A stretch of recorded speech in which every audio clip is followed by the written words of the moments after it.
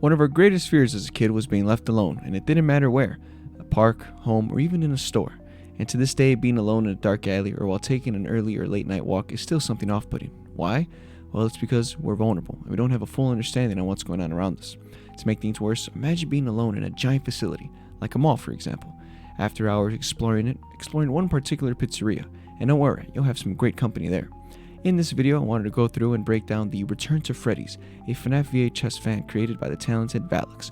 Check out the original video below. I'm going to be looking for some small details and try to piece together what this tape actually means. Anyway, sit back, relax, let's begin.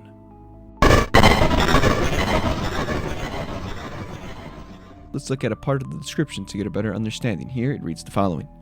Found in the back room of an abandoned Freddy Fazbear's at Valley View Center Mall, the VHS tape shows a teenager breaking into the restaurant late at night. The footage captures their exploration of the empty location, unveiling something dark to do with the disappearance of one of the old Fredbear costumes. With that in mind, let's continue to the tape. It opens up with our main character, who is unnamed, so we'll call him Bill. Anyway, Bill was walking to the back entrance of the mall, passing many stores and ads. The first glimpse we see of Freddy's is with this bulletin board promoting the restaurant. He continues, and what's cool here is just how everything looks. It looks so real. We've all been inside of a mall, and this is really accurate. After passing more ads and escalators, Bill reaches another ad for Freddy's, only this one displays the message reading the following. After many years of fun, laughter, and cherished memories, it's time to say goodbye to Freddy and the band.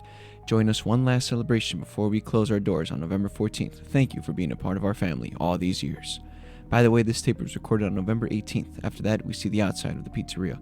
And this here looks exactly how Chuck E. Cheese inside a mall does. A really cool job on the design. Anyway, Bill goes to the front of the pizzeria and manages to find the way in. Things are about to get really interesting.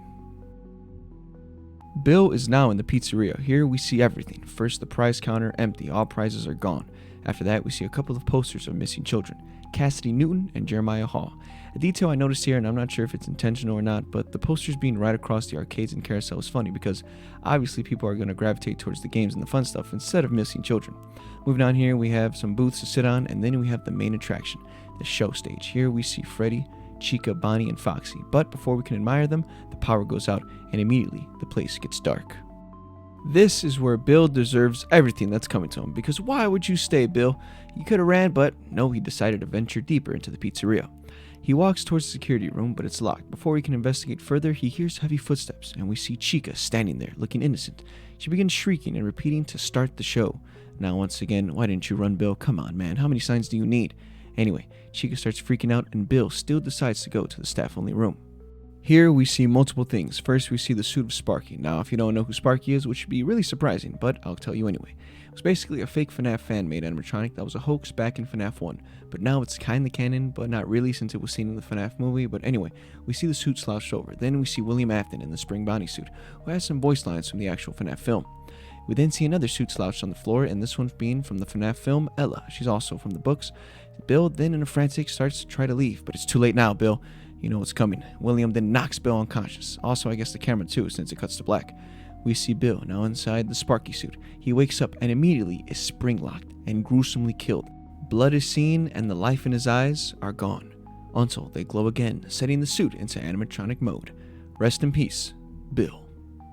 We then cut to a screen with text reading the following. That's who he really is. We told you the yellow rabbit was bad. I tried to stop you, but you didn't listen. And now, you're just like us. Lost. As these words are shown in the background, you can see a poster of Chica. As the tape goes on, her face goes from being happy and jolly to her eyes being filled with blood and her smile turned into a frown as her eyes black out. Finally, we see many different photos with different dates and descriptions of which murders took place. We're shown in reverse order. The first pic we're shown is this one. Each photo has a description for the occasion. It's sad knowing what happened moments after these photos were taken. The tape ends with a shot of the staff-only room, now with all the animatronics, headless and lifeless. Even Golden Freddy is there too. The light turns off and the doors close. We then see the marionette for a brief moment. Cut to black. The end. Some areas that I wanted to explain further and try to understand more is first the dialogue part. I believe that the animatronic talking to Bill was Chica, first because she was the poster we see in the background. Second, when she says she tried to warn Bill earlier, in the tape she's the only one who comes off stage. She starts freaking out, and I believe she did this to scare Bill away so that he just runs away and never comes back, avoiding his own death.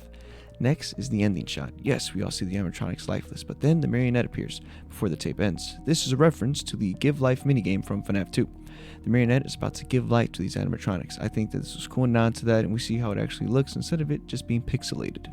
The Polaroid pics we see of the children here have all descriptions for them. The first one we see June 26, 1985.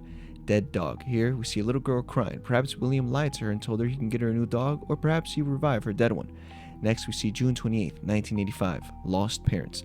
These two kids have lost their parents, and well, William being William probably offered them help, so he took them to the back room and probably made them feel more comfortable by getting a pic with them, then murdering them.